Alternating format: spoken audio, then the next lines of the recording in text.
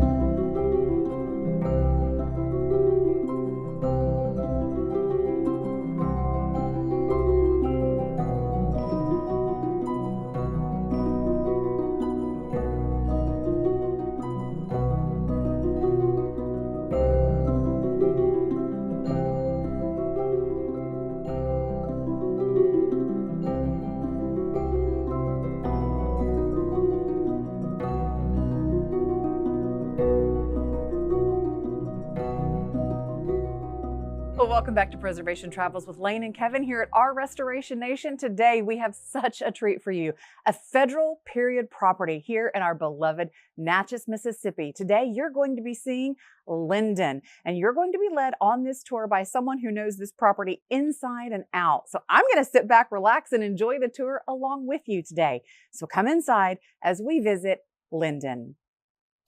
Hello guys, welcome to Linden. My name is Mark Weed and I'm the property manager here at the house. I take care of all the restorations on the old girl, so you can imagine she keeps me quite busy.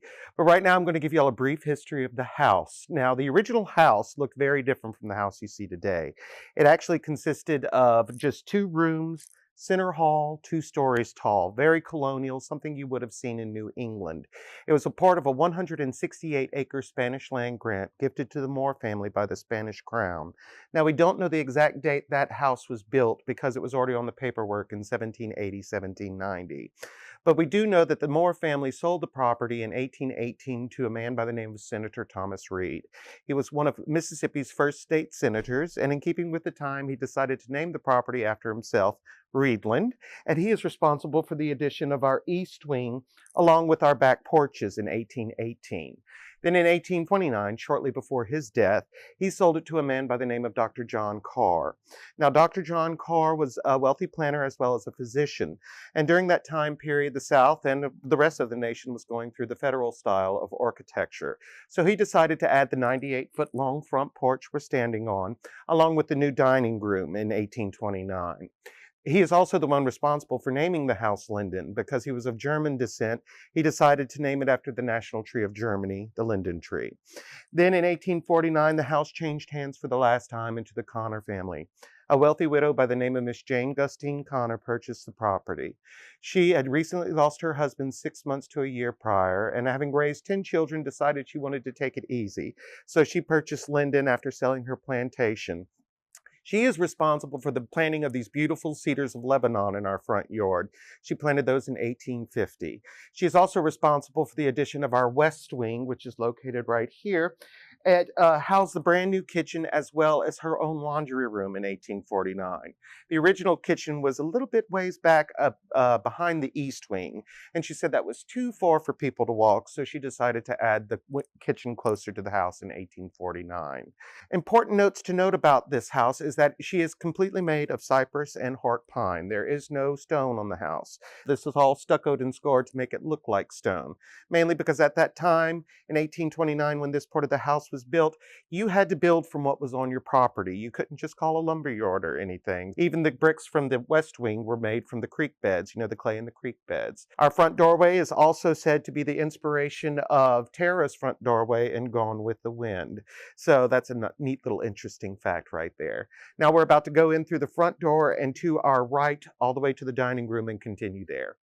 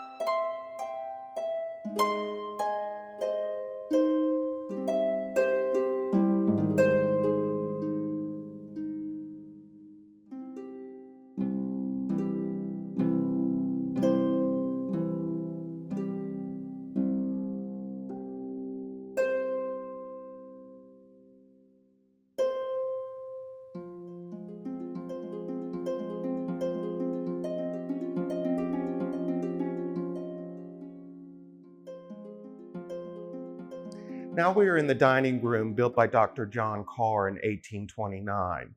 And of course, the first thing you realize when you walk into this room is you see our punka fan. This is about one of 4 or 5 that are left in Natchez. It's one of the larger and prettier ones, and it's been hanging here since 1829. Now, the purpose of this punka was basically for ventilation, because we all know in Mississippi it gets hot during the summer. So at the very top of the punka, there is a hole where a rope would be tied through, and then a pulley system across the room where somebody would be pulling on the rope throughout the meal, fanning the table, keeping it cool and all that. Now you also see on this side, there are nails also on that side where about a foot-long fringe would also have hung from the punka. And the purpose of that would be to have swat the flies away from your food. It was not a very glamorous time as the movies make it out to be. So we're very, very happy to have this punka here. Now, we also have interesting features in this room like our jib windows. The purpose of these windows is basically to access the dining room from the front porch. The bottom sash slides up and the panels open inward, so you're able to access the room, but you have to be careful because people were shorter back then and you wind up skinning your head. Now, another one of my favorite pieces in this room, of course, is our plate warmer. Now, Natchez in the South were all about hospitality, and when you would come and visit, you would be given a warm plate at dinner. Doesn't matter if it's 120 degrees outside, you'd still get that warm plate. Now, if you had been here for a while, you would be very nervous and you would want to sit down at the table as quickly as possible. Then you would nonchalantly touch the bottom of your plate. Now, if you were unfortunate enough to have a room temperature or a chilled plate, it was a sign that you had overstayed your welcome and it was now time for you to leave. So, you had to keep manners. We're not going to tell you to your face, but here's your cold plate and your luggage is waiting outside.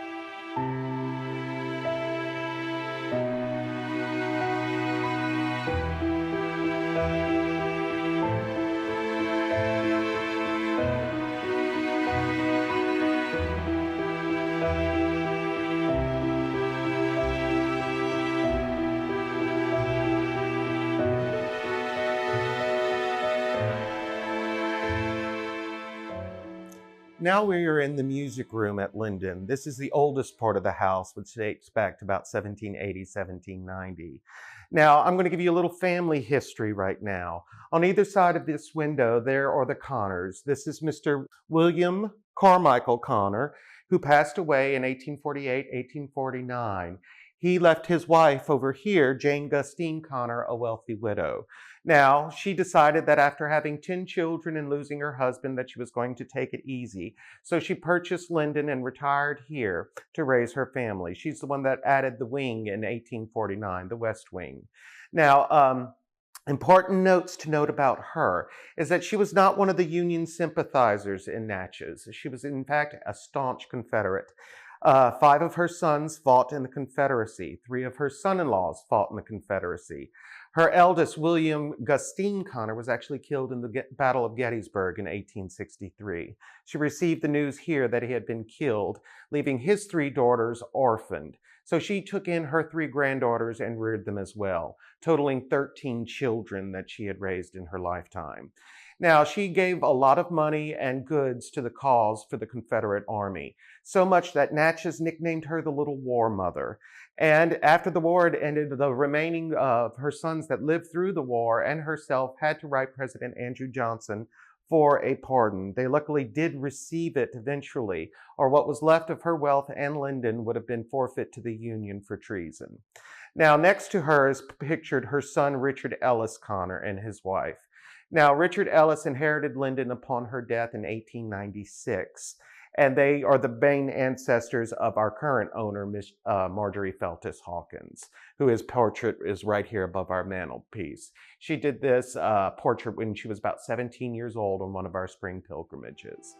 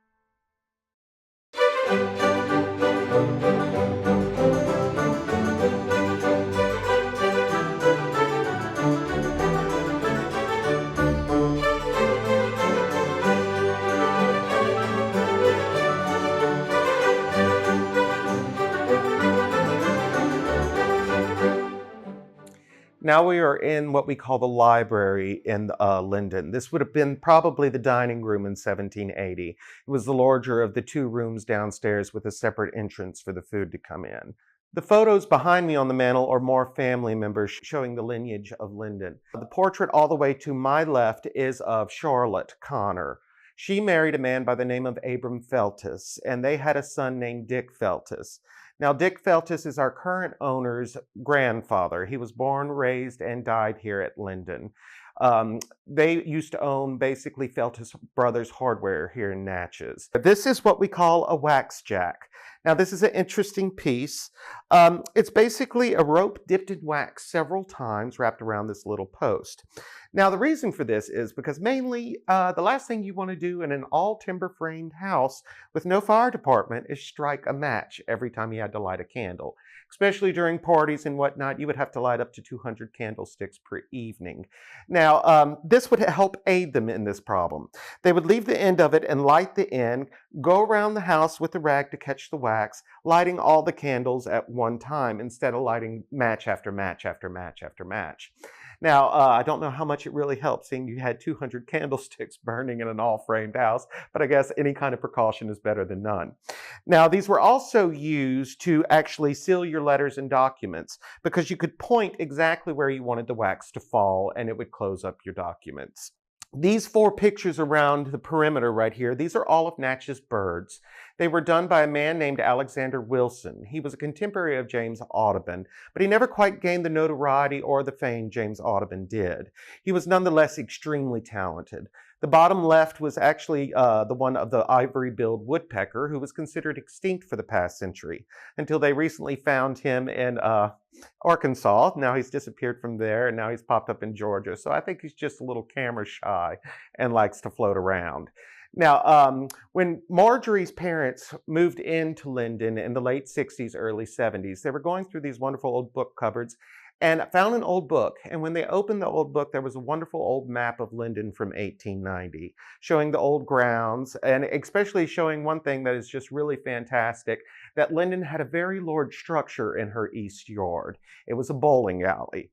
And in front of that, they had the billiard house. So the men could go out there, play billiards, and smoke their cigars without filling up the house with cigar smoke, annoying all the ladies.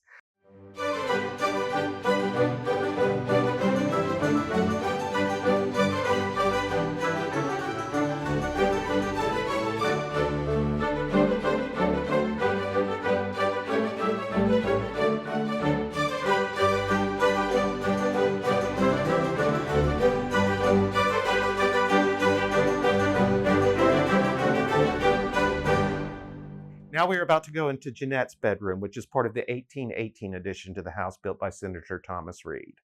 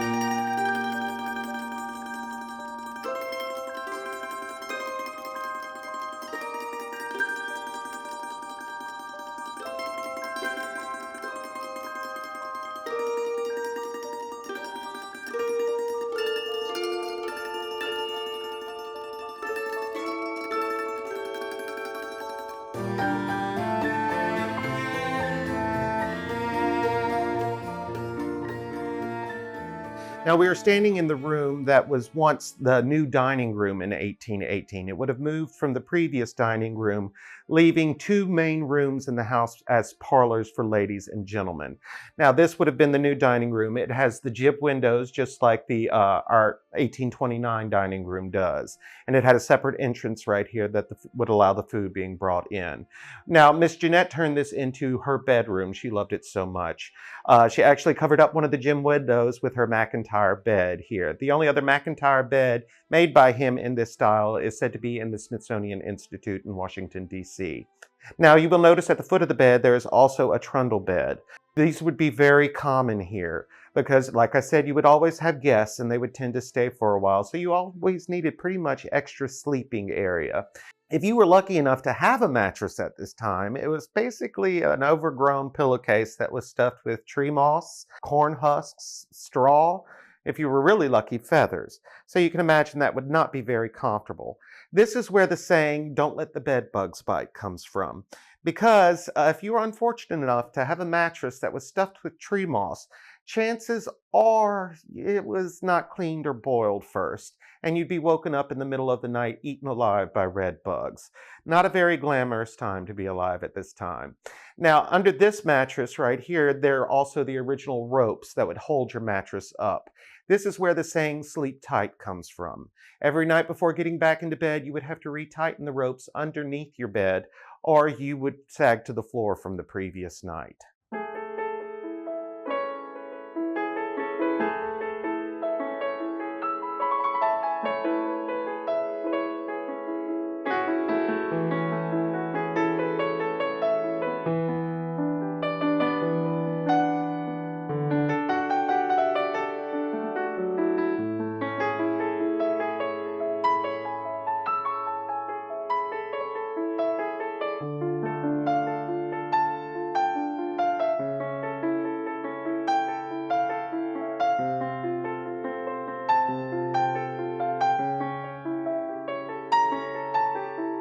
There's plenty of opportunity to enjoy all the luxury of Linden. With 6 guest suites and a private cottage, they're sure to have the accommodation you're looking for your weekend away at Natchez. Enjoy 7 acres of beautifully manicured grounds and have a taste of the South with the full Southern breakfast that's prepared and served every morning in the formal dining room. Your visit to Natchez won't be complete without a stay at Linden.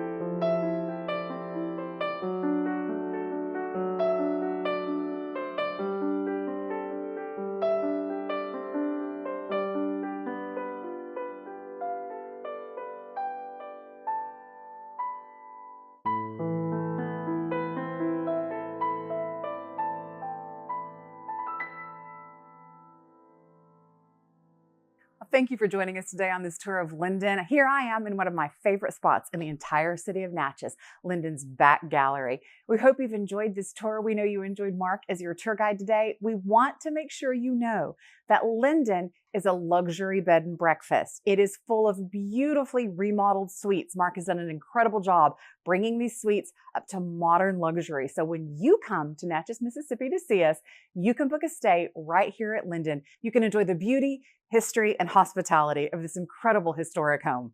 We'll see you next time.